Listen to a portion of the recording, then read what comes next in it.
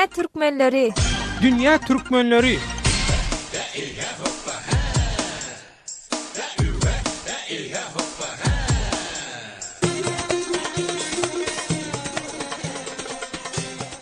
Dünýäniň dürli ýerine ýaran türkmenleriň ykbar pursatlary hem üdürli. Azatlyk radiosynyň türkmen diasporasy baradaky dünýä türkmenleri atly bu hepdelik dowamly gepleşigini Türkiýeden taýýarlap hem alyp barýan Döwlet Baýhan.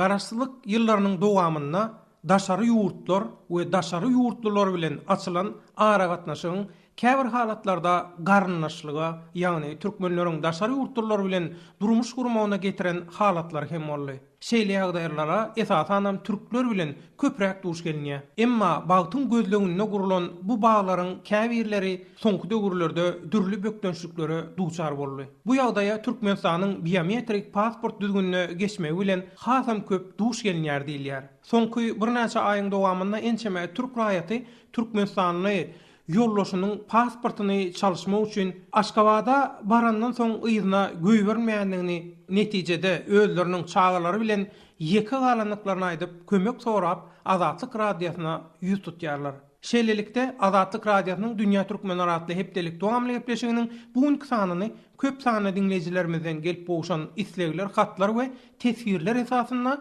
Türkmenistanyň dürli proseduralary sebäpli aýra düşen maşgalalara bagyşladyk.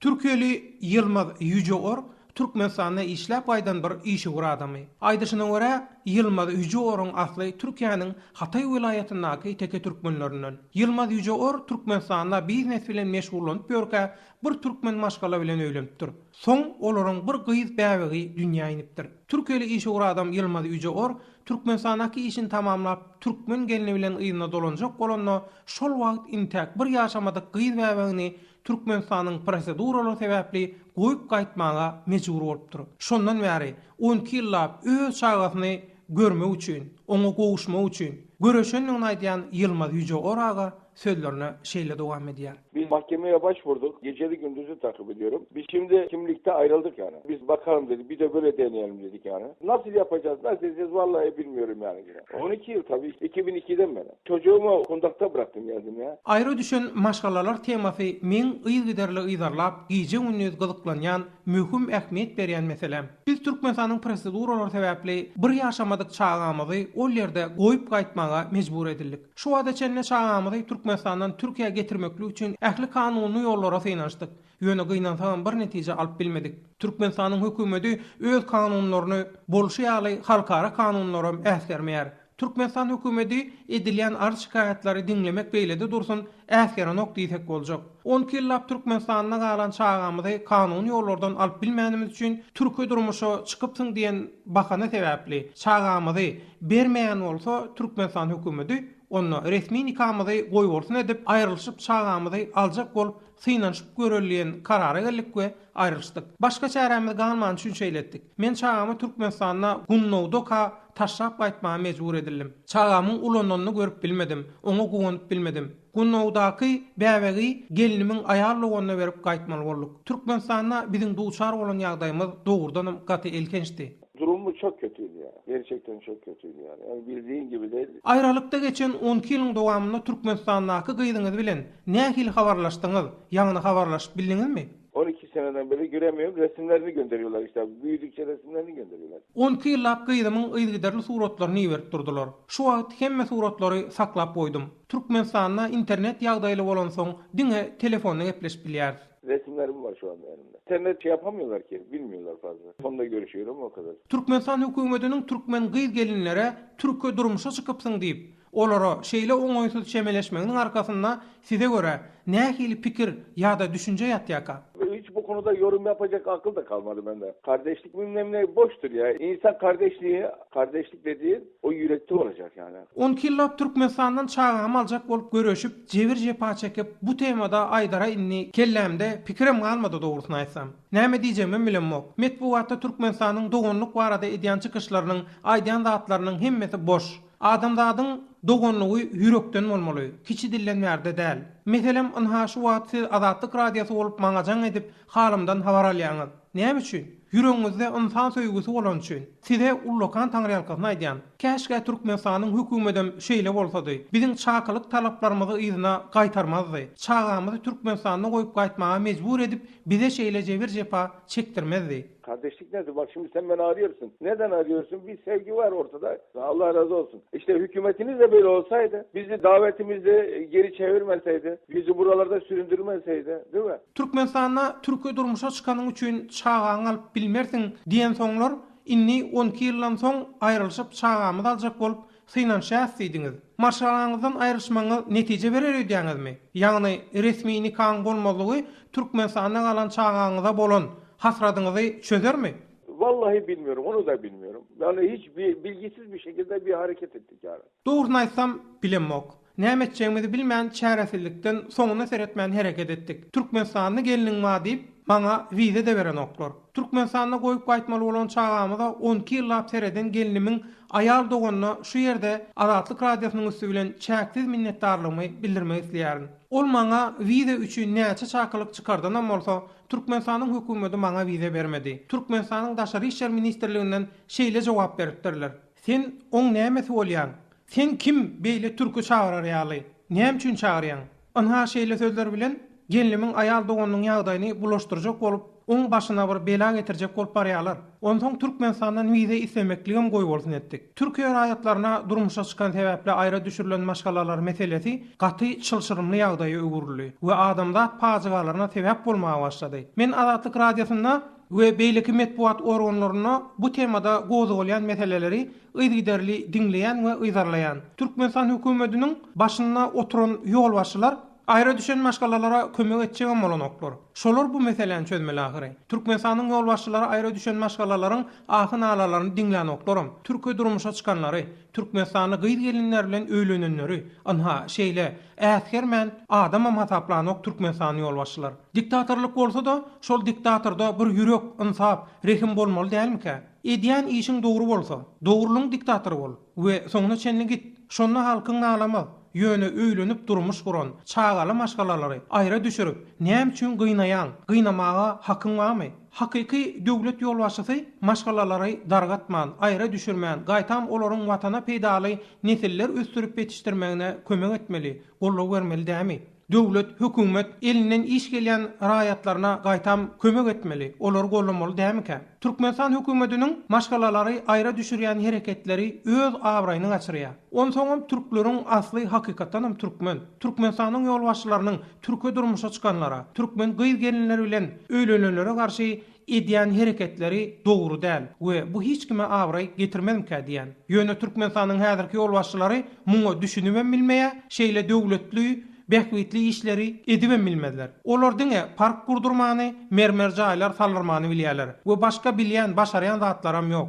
Döwlet işine gezek gelende Türkmenistandaky häzirki ýolbaşçylar gaty ýyza galypdyr. Men mundan utanýan. Hökümet öz halkyna ýolbaşçylyk etmeli, ýurdy we halky ösdürmeli. Beýdip zulm edip bermeliler. Hiçbir şekilde seni adam yerine koymuyorlar söylemez. Diktatörlükte birazcık kalp lazım ya. O diktatöre de kalp lazım, kalp. Doğrunun diktatörü ol, sonuna kadar git. Sen iki evli insanı, çoluk çocuğu olan insanı sen niye üzersin arkadaş ya? Neden üzerim dersin ya?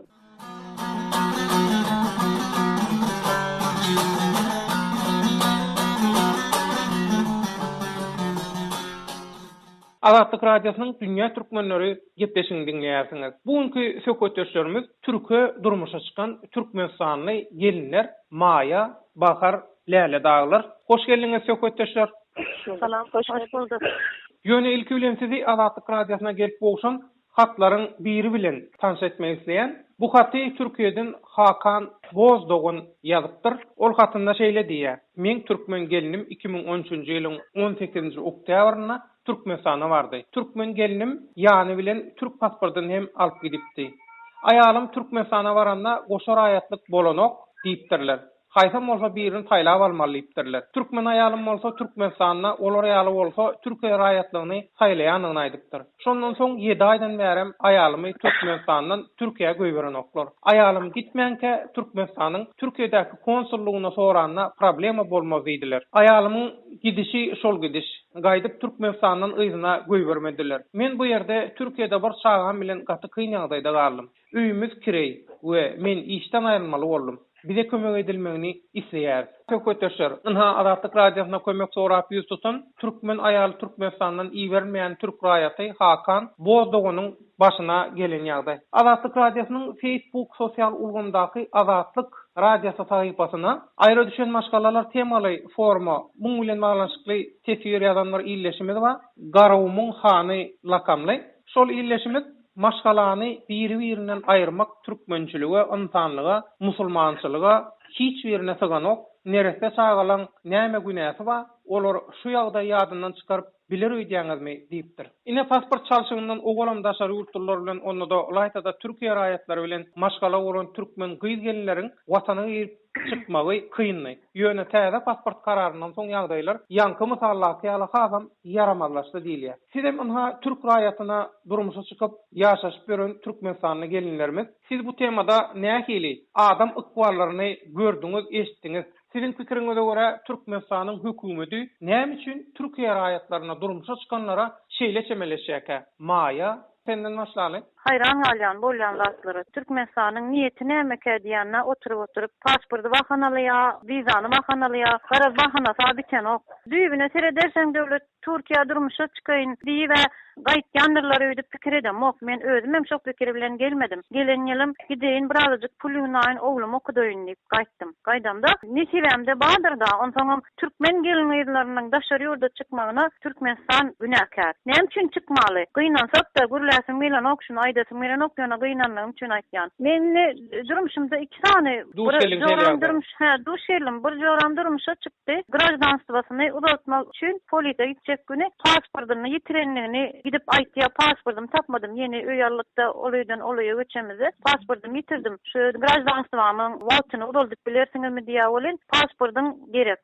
Bir de täze pasport bolmasa uzaldy bilen dok diýerler. Ama biometrik pasport. Ondan sonra elinde 13 günlük çağatı bilen şu pasport almak için Türkmenistan'a gitti. Öğren durmuşa çıkan elinde de durmuşa çıkan nikah tamma. Grajdanstwasynyň kopyaları var. Täze pasport gerek diýerler. Türkmenistan'a gitti de 1,5 ýyl deport bolýar. 13 günlük gyýjaş bilen gitti 1,5 ýyldan soň geldi. Menem hayran aldım şoňa. Ýollaşy nämeler çekdi bu taýda. Nereden hatlar aldylar, nähile priglasitilni diýip priglasitilni uratdypdylar, wiza uratdypdylar. İsmail aga eder ýalatlar etdi. Olan ýene de 1,5 ýyl bolman gelmedi şo ýyl. Ondan soň ýakynda bir türkmen ýerin olan bu taýyk durmuşa çykyp 4,5 ýaşynda owljugy bar. Şoň bilen gitjek bolup aeroportda garýa bolan owluny geçiren oklar öýde gitdi. Olan 1,5 ýyl deport bolup şol owlanjyk bu taýda bakyjy tutulup şol owlanjyk enesi ýaşap otýar şu wagt. Menem düşünemok näme üçin Türkmenistan bular ýaly hereketler edýär. Şol owlanjyň ejesem bärde Türkiýe durmuşa çykan, ha?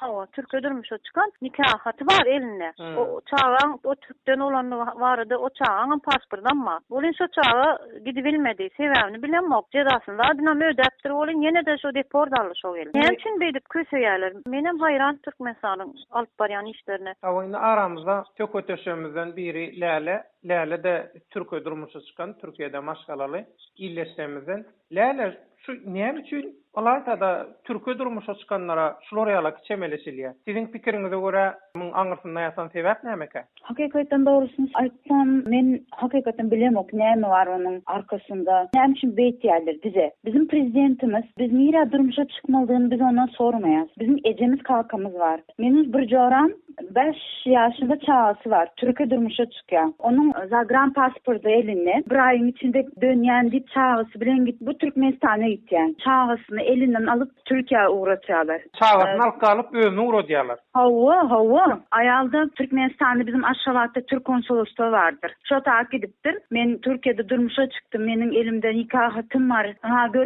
Men Türkmenistan'dan çıkan diptir. O taydakiler diptir. Haçın sana kağız eyle bilemiz. 2 ay mı, 3 yıl mı, 4 yıl mı? Sen karışmalı deyiptirler. So yankıp 13 günlük bebe bilen giden joram 1,5 yıl emigrasyonun kapısına yatıp durdum diye. 1,5 yıl gayret edin, uğradım. Düğün gürleştim şu joramla hakikaten. Joram diye, lale diye, derdi diye biz Türkiye durmuşa çıkanımız için bize katır ve gözülün seyretlerler. Git yan pasportunu yere otaydı sana hapı sözler söylerler diye. Hakikaten. Men bir zat düşünmem devlet. Türkiye devleti bizim doğrumuzdur. Türkler bizim nämemizdir. Yani arşa çıkaryadılar Türkiye devletini. Onun indi yani bir yıl düşman edik koyaydı Türk milletini. Türkmenistan. Şoma düşünmem.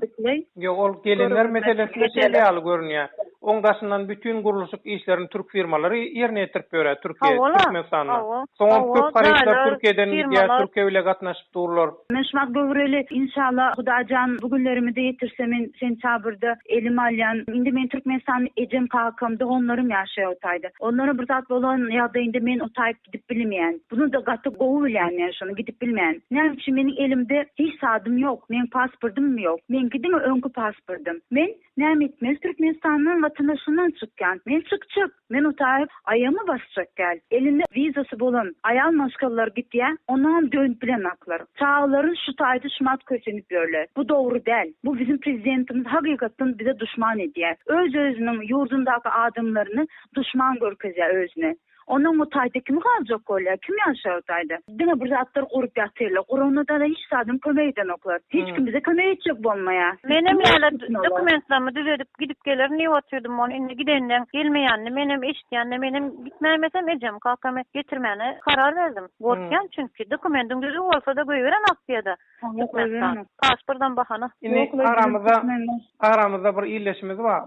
Baharım Türkiye durmuşa çıkan yöne Bahar'ın bir tapavutlara tarafı Avrupa'da yaşayan Türkiye durmuşa çıkan. Bahar, sen nähili ýagdaýlara duş geldin? Avrupa'da yaşayan Türklere de edilşilere negatif tarapdan seyredýärler. Şu an men birinin akaldırmışından bir purtadını size yetireyim. Bir gıyız vardı, bäbirleri diýerdik. Yani özadı Leyla gelince bäbir durmuşa çıktı. Dokumentlerim gowdy, viza fammadı, hemme zat gowdy. Durmuşa çıktı. Soň gowralyk alasaň diýdi, çağam diýdi, dogulma kamen öýe gidip geleýin maşalamy göreyni. Soň çağa bilen näçe ýyl soň gitjem belli däldi. Soň 7 ay gowralyk gelince Türkmenistana gitdi. Ay nemedir-de maňlaýdyr diýin. Şo taýda 7 aylyk çağajak dünýäge geldi. Soň adam sizlerden degenip ine diýe, ine eline gyjasmada alyp gelýär diýe gyzy boldy. Soň gelenden çıkarmadylar. Türkmenistana dowulan çağan näde sen daşarýardy, ekidi bilmersiň diýdi. Kalkasynyň ruhsaty gerek olam diýe kalkasy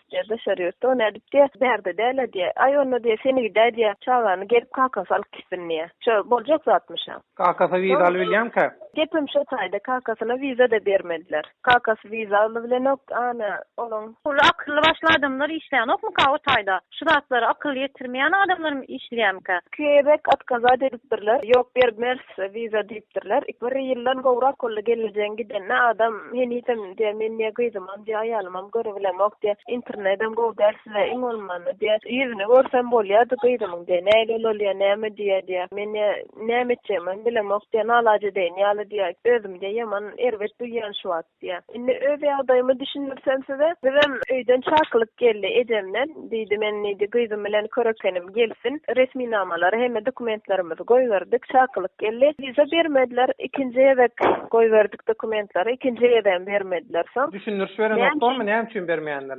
Düşünürşi kawydan ýüzüne ýazan ok ýöne diýe Türk bolan üçin beremiz ok diýe ingliz bolsa da diýe 95% almaga diýe nemäňe bardy diýe bererdik ingliz bolan bolsa diýe Türk bolan üçin beremiz ok diýe ýüzüne aýdyp otur menem diýen Türkler gödüňe çöp sokdumy diýe näme üçin beýdi otursa diýe hökman başarýatly bolsa da Türk bolmasyn diýe ýüzüne seredip aýdyp otur adamymam diýe bu diýe millet paralylyk diýe bu dünýä kanunyna sygan ok diýe näme ütgeşik Marsda ýaşaýan Türkmenistan'da yaşap işlep gören bir topor Türk var ha.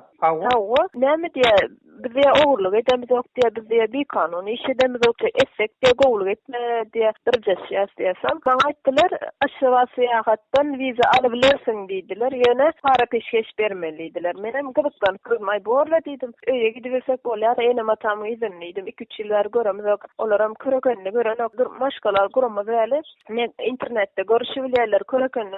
Dinece sesini eşittiler. Özünü gören oklar, tanan oklar. Son bor dedik neçe vermeliydik golün $5,000 diyeydiler. Gazetini sadeydi neme mihman olup geliyor deydi. Öyüne getiremiz yok. Gazetini sadeydi mihman olup geliyor. Pasportunu elinden alıyastıydı. Silese kalsın. Gazetini sadeydi nomerini islemese kalmasın gerek geliydi o deydi. Size kalıptır deydi. Hakikaten şu Türkmenistanlar akılsız politikası bilen tanılıyor. Hem dünyada tanıt başladı. Men tikrediyen şu seyahat ya da tapav yok. Şolar ýaly turistik agentstwalar mafiya ýaly müşteri goýberýärler berden daşary ýurtdan, Türkiýeden, Angliýadan, Germaniýadan tapaw yok. Men pikrimçe mafiya ýaly bir zynjyr bar arada. Näme üçin $5,000 nerede görülýärdir? O $5,000 men Türkiýeге gitsem enama tamam arkaýyn gelip dinjirler. Deňiziň garasyna güne çöýüp ýatar. Tökman mı? Türkmenistan'a gidip $5,000 Onu şeýle bir netije çykýarda şu maşgalalan Türkiýe durmuşa çykan maşgalalan aýra düşmeginiň aňyrsyndaky sebäp şol Türkmenistanyň ýol başlayan türklere garşy garaýşlary, pikirleri bolup durýarda,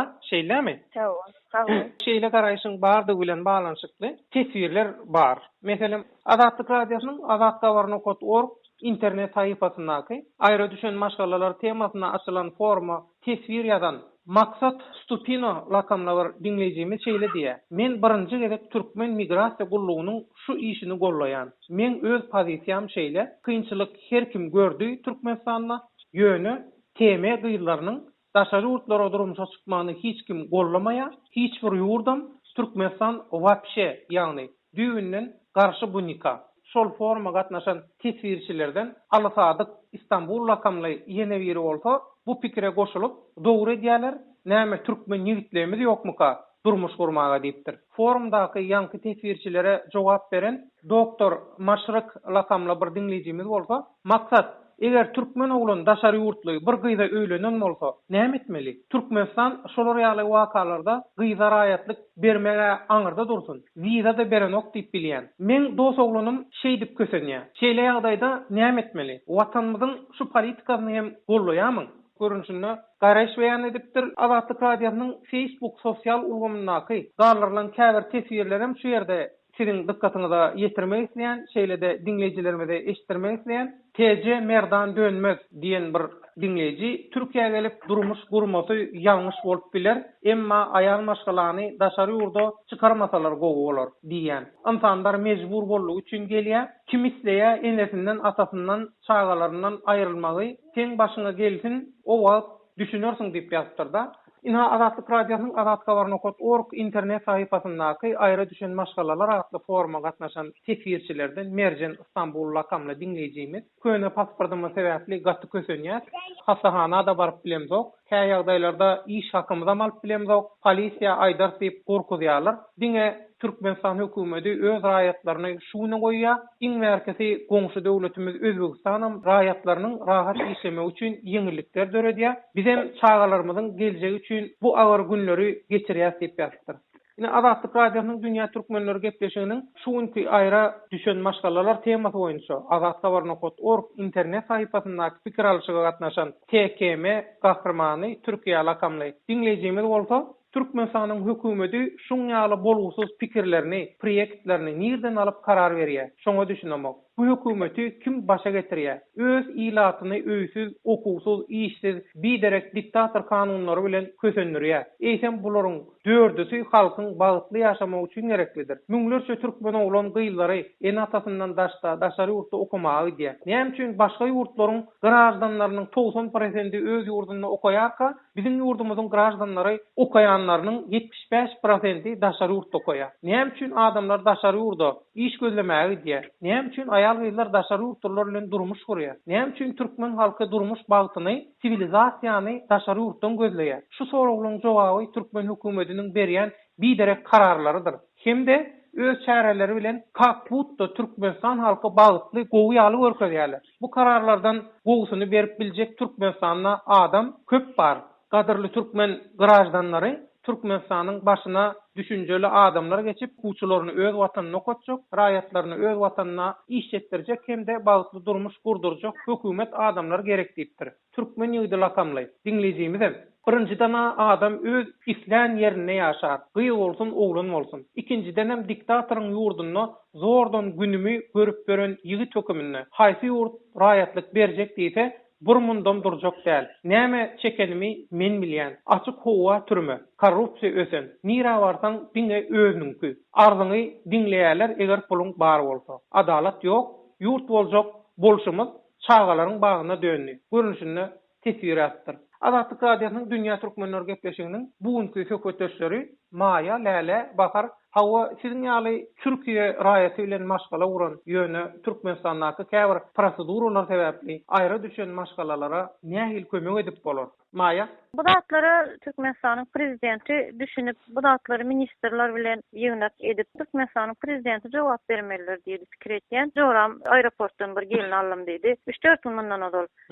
işe goýaly diýip haýş etdi, tanışyň bilişiň bolsa. Menem o gelin bilen gitdim, görüşdüm. Nähil Türkmenistanyň desem, ýok, gider ýalykda her kim gaçýar diýär. Menem 10 ýyl bolup barýar men gaýdanma, heniden düzelen okmy diýenler. Haýran garýanlar, näme var? Bu taýnyň milleti aýtýar ýöne. 10 ýaş 20 ýyl soň Türkmenistan Türkiýe ýaly, Germaniýa ýaly, Amerika ýaly ösen döwletleriň içine girer diýär, onu girmez, şu gidişine gitse girmez. Sebäbi akylly adam prezident bolmasa Türkmenistan ösmez. Şonu aýdaýyn. Biz Türkmenlerimiz hemmämiz bir agzyr bolsak, meselelerde ýöreýärler, bäzi zabostowka etýärler. Türkiýede ýürüş edýärler, protest edýärler.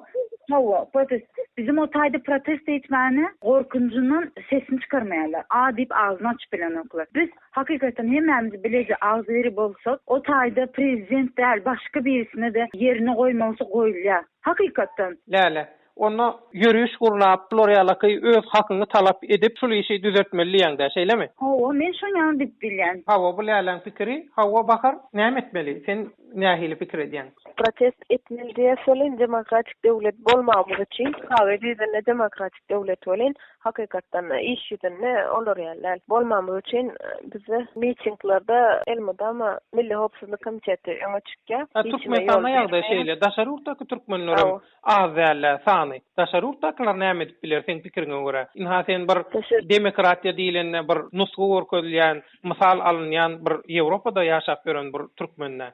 Bärde de pasolstwa gittik, Türkmenistan'ın elçihanasyna gittik olin. Bizim de elimizden gelýän zat ýok diye öz başyň özüň çara diýdiler. Bizim Türkmenistan'da illeşlemede, doganlamada, joralamada ruhdan düşmän, göreşin, özüňiziň maksadyňyz üçin, özüňiziň arzularyňyz üçin göreşin. Biz elmide ama siziň bilen elimizden geleni edýäris we ýolbaşçylar duýýan bolsa, eşitýän bolsa, biz ýeňilemizok, biz diňe güýçlenýäs, garaşyň barýas. Sawolgyny illeşler beren maglumatlaryňy söhbetleriniz üçin Maya Läle Bakar sağ olun. Sağ olun. Sağ olun.